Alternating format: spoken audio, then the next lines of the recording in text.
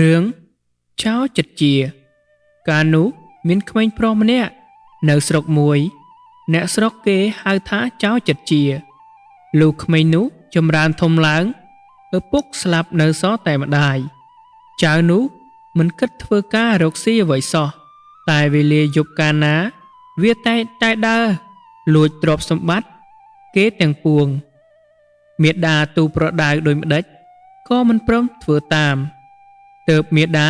យកឲ្យទៅនៅវត្តរៀនអក្សរចៅនោះក៏មិនខំរៀនសូត្រឡើយប្រព្រឹត្តតែដើរលួចទ្រព្យគេយកមកចិញ្ចឹមមេដានិងអាត្មាគ្រូលំលឹកប្រដៅដូចម្ដេចក៏មិនព្រមស្ដាប់ថ្ងៃមួយស្ដេចក្នុងនគរទ្រង់ចេញប្រត្រាប់ចុះពីព្រះរាជរោងឲ្យសេនានិមឺនសពមុខមន្ត្រីចូលគាល់ទ្រង់មានព្រះអាកាសថាមានខែមួយនៅទំនេរពុំទាន់មានឈ្មោះណានៅឈររក្សាបើអ្នកណាយកប្រាក់40ខបណៈមកដាក់ឃ្លាំងយើងនឹងឲ្យចៅនោះធ្វើជាចៅវាយស្រុករក្សាខេត្តនោះស្ដេចក៏យាងចូលព្រះរាជបរមរាជវាំងវិញគ្រានោះមន្ត្រីតូចធំវិលមកផ្ទះដេកកើតទុកចង់ធ្វើចៅវាយស្រុកពុនពេកលុះដល់វេលាយប់ចូលដំណេកនិយាយនឹងភរិយាថានាងអើយឥឡូវនេះស្ដេចមានព្រះរាជអង្គការថាបើឈ្មោះអ្នកណាមានប្រាក់40កហបណៈថ្វាយព្រះអង្គដាក់នៅឃ្លាំងទ្រង់ឲ្យធ្វើជាចៅវាយស្រុករក្សាខេត្តមួយដែលនៅទំនេរភរិយាឆ្លើយថាអ្នកអើយចិត្តខ្ញុំចង់ឲ្យអ្នកទៅធ្វើចៅវាយស្រុកណាស់តែសពថ្ងៃយើងក្រតោកយ៉ាក់ពុនពេកនឹងរកថ្វាយស្ដេចពុំបានទេនិយាយហើយបន់ទេវតាថាសូមទេវតាជួយខ្ញុំឲ្យបានប្រាក់40ហបណៈថ្វាយស្ដេចខ្ញុំនឹងបានធ្វើចៅវាយស្រុកគ្រានោះពេលនោះចៅចិត្តជាវាដើរលួចគេហើយមកអង្គុយក្រោមផ្ទះមន្ត្រីនោះវាបានលើដូច្នេះមានចិត្តអាណិតក៏យកប្រាក់40ហបណៈពីផ្ទះវាវិចនឹងកំណាត់សម្ពុតជាតិមកលុកដៃតាមប្រហោងជញ្ជាំងទៅទុកឲ្យមន្ត្រីនោះរួចត្រឡប់មកវិញលុះភ្លឺច្បាស់មន្ត្រីនោះភ្ញាក់ឡើងក្រឡេកទៅឃើញបង្វិចសម្ពុតក៏ចាប់លើកស្រាយមើលឃើញប្រាក់40ហបណៈអណាស់ក៏ប្រាប់ប្រពន្ធយើងបានប្រាក់40ប៉ុណ្ណឹងហើយគឺទេវតាឲ្យប្រពន្ធស្ទុះមុខឃើញច្បាស់ក៏មានចិត្តត្រេកអរពន់ពេកលុះដល់ថ្ងៃរសៀលមន្ត្រីនោះយកប្រាក់40ហបណៈទៅថ្វាយស្ដេចដាក់ក្នុងឃ្លាំងព្រះរាជាក៏តាំងមន្ត្រីនោះឲ្យធ្វើជាចៅវាយស្រុករក្សាខេត្តនោះទៅឯចៅចិត្តជាកាលបើដឹងថាមន្ត្រីនោះបានធ្វើចៅវាយស្រុកហើយក៏ដើរស្វែងរកលួចអ្នកស្រុកក្នុងខេត្តនោះធ្វើដំណើរឲ្យគេចាប់វាបានម្ចាស់ទ្រព្យនាំអាចៅចិត្តជានោះទៅជូនចៅវាយស្រុកចៅវាយស្រុកបង្គាប់មេគុកឲ្យដាក់ច្រវាក់ឃុំទុកក្រោមផ្ទះលោកវេលាយប់ស្ងាត់អាចៅចិត្តជានិយាយតែម្នាក់ឯងថាអោហេតុតែឯងមានចិត្តអាណិតគេចង់ធ្វើចៅវាយស្រុកខ្លួនឯងប្រឹងយកប្រាក់40ផាណៈវិចនឹងកំជាជាតិមកឲ្យគេទាំងយប់ឥឡូវបានធ្វើចៅវាយស្រុកហើយគេមិនមេត្តាករណាឯងបន្តិច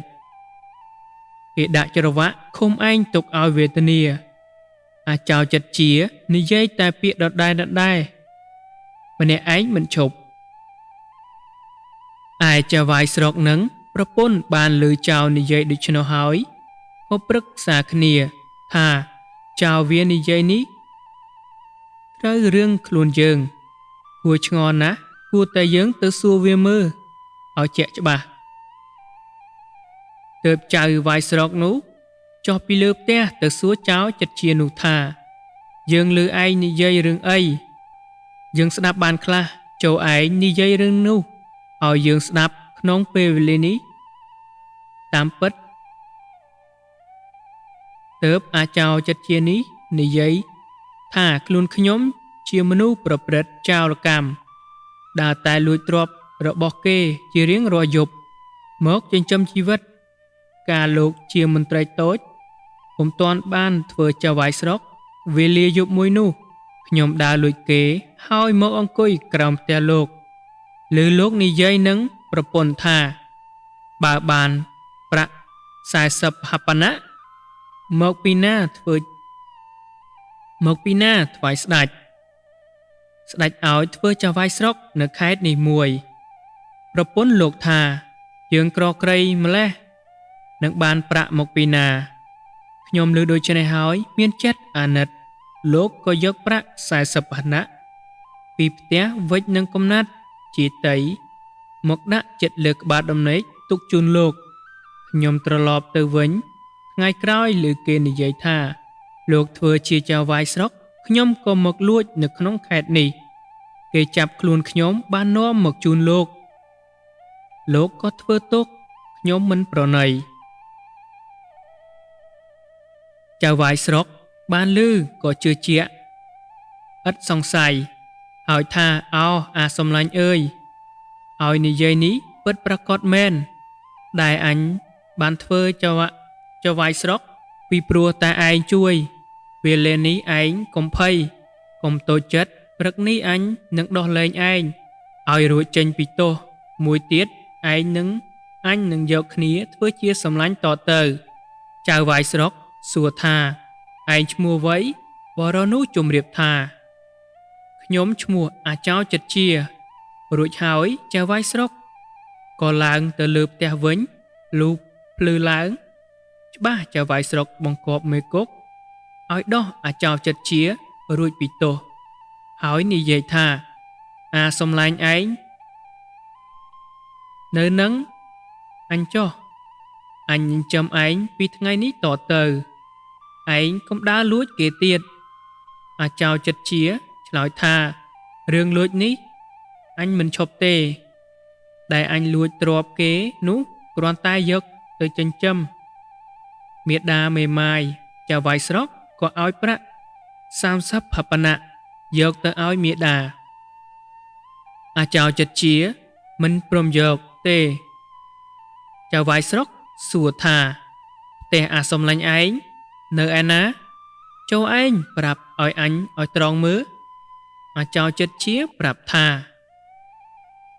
អញនៅផ្ទះនោះឲ្យលាចៅហ្វាយស្រុកចេញទៅផ្ទះវិញគ្រានោះលោកយមរាជនិងមន្ត្រីម្នាក់កើតសក្តីវិវាទទាស់ទែងគ្នាជារៀងយូរខែហើយមន្ត្រីតូចនោះគុំគំនិតសម្រាប់លោកយមរាជនោះឲ្យបានមន្ត្រីតូចនោះមានស្រីបំរើម្នាក់ជាទីទុកចិត្តប្រើដោយម្ដេចបានទាំងអស់ស្រីបំរើខំគប់គុណចៅហ្វាយមិនឲ្យទាស់ចិត្តវេលាយប់ស្ងាត់មន្ត្រីនោះនិយាយនឹងស្រីបំរើថាវេលានេះចូលឯងអាណិតអញ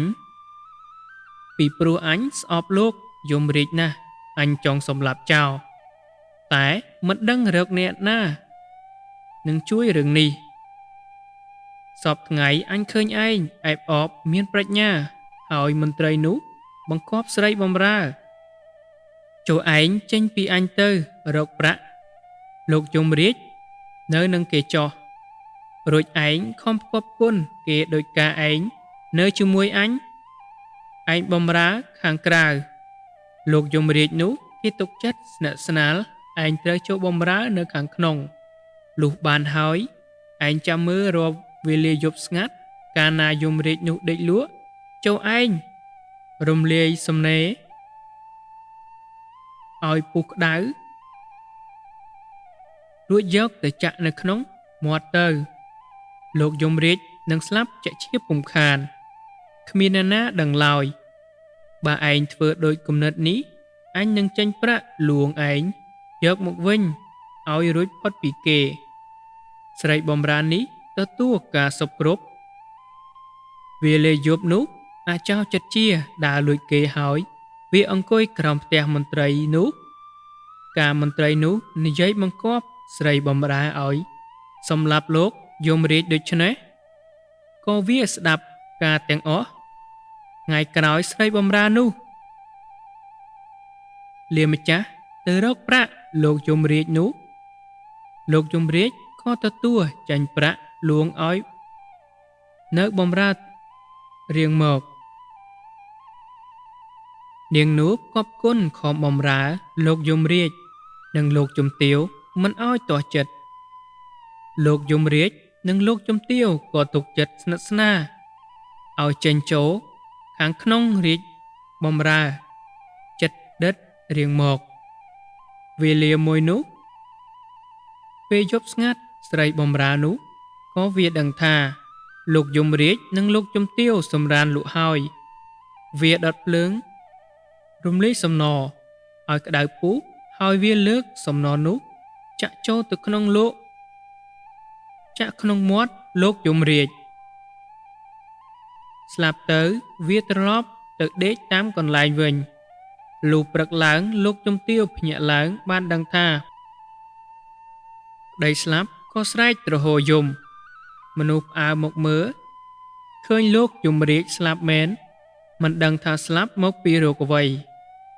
ដោយគ្មានស្នាក់ស្នាមបន្តិចសោះលោកជំទាវនោះទៅក្រាបបង្គំទូលស្ដេចតាមរឿងដែលប្តីស្លាប់ព្រះរាជាទ្រង់ក៏ចាប់មន្ត្រីឲ្យមកមើលតែមិនដឹងថាស្លាប់មកពីអ្វីទេព្រោះគ្មានស្នាមហេតុអ្វីសោះក៏ទៅក្រាបថ្វាយព្រះទូលព្រះបង្គំតាមរឿងនឹងព្រះរាជាទ្រង់ឲ្យសាកសពទៅបញ្ចុះទុកតាមការគួរក្រោយនោះជារដូវបន់ទ្វារទសមាសនិមឺនសពមុខមន្ត្រីចូលគរព្រះរាជមហាក្សត្រទ្រង់មានព្រះរាជចង្ការថាបើអ្នកណារកឈ្មោះមនុស្សដែលសម្លាប់យមរាជបានដឹងច្បាស់ប្រកបយើងនឹងឲ្យធ្វើជាទីយមរាជរួចទ្រង់ស្ដេចយាងចូលទៅក្នុងវិញសេនាបតីនិមឺនសពមន្ត្រីក៏ទៅផ្ទះរៀងខ្លួនវិញគ្រានោះចៅវាយស្រុកដែលជាសម្លាញ់អាចារ្យចិត្តជាចង់ធ្វើជាយមរាជណាស់បានទៅរកអាចោចិត្តជាសួរថាអាសម្លាញ់ឯងមករកអ្វីចៅវាយស្រុកប្រាប់ថាអញមើលរកការសួរឯងបន្តិចបិទលោកយមរាជស្លាប់ដោយឥតមាននរណាដឹងថាស្លាប់ដោយសារអ្វី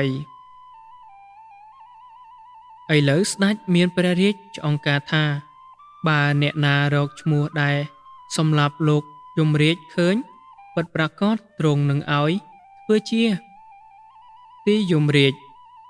រឿងនេះអាសម្លាញ់ឯងបានដឹងដែរទេត្បិតអញចង់ធ្វើជាយមរាជណាស់អាចោចិត្តជាឆ្លើយថារឿងនេះអញដឹងច្បាស់ព្រោះវេលារាត្រីមួយនេះអញដើរលួចគេហើយអញអង្គុយក្រោមផ្ទះមន្ត្រីតូចម្នាក់នៅខាងជើងផ្ទះលោកយមរាជឆ្ងាយពីគ្នាបន្តិចមន្ត្រីនោះបានប្រាប់ឲ្យអ្នកបម្រើថាអញស្អប់លោកយមរាជនេះពេកណាស់ចង់សម្លាប់ចោលព្រោះជាសត្រូវនឹងអញក្នុងគ្រានេះត្រូវតែឯងជួយអញជាប្រកបដូច្នោះត្រូវឯងចេញពីផ្ទះអញទៅរកផ្ទះលោកយមរាជនៅហើយព្រមទទួលឲ្យនៅត្រូវឯងខំបម្រើឲ្យត្រូវចិត្តបើគេទុកចិត្តស្និទ្ធស្នាលប្រើចេញចូលនៅក្នុងវេលាណាលុះដល់យប់ស្ងាត់ឯងត្រូវដុតភ្លើងរំលាយសំណឲ្យពុះដៅហើយយកទៅចាក់នៅក្នុងមាត់លោកយមរាជកំពុងតែដេកគង់តែស្លាប់មិនខាន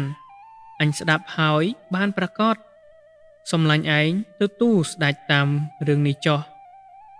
តែឲ្យកោះភ្នោលោកយមរាជនោះមកវះមើលបើឃើញសំណនៅក្នុងមាត់ពោះខ្មោចនោះមែនអាសម្លាញ់ឯងនឹងបានធ្វើជាយមរាជ ជាក់ជាពុំខានចៅវាយស្រុកស្ដាប់បានការហើយត្រឡប់ទៅផ្ទះវិញថ្ងៃក្រោយចៅវាយស្រុកទៅទូលស្ដេចតាមរឿងស្ដេចទ្រង់ឲ្យភ្ជាប់ងារចៅចាប់មន្ត្រីនោះនិងមេស្រី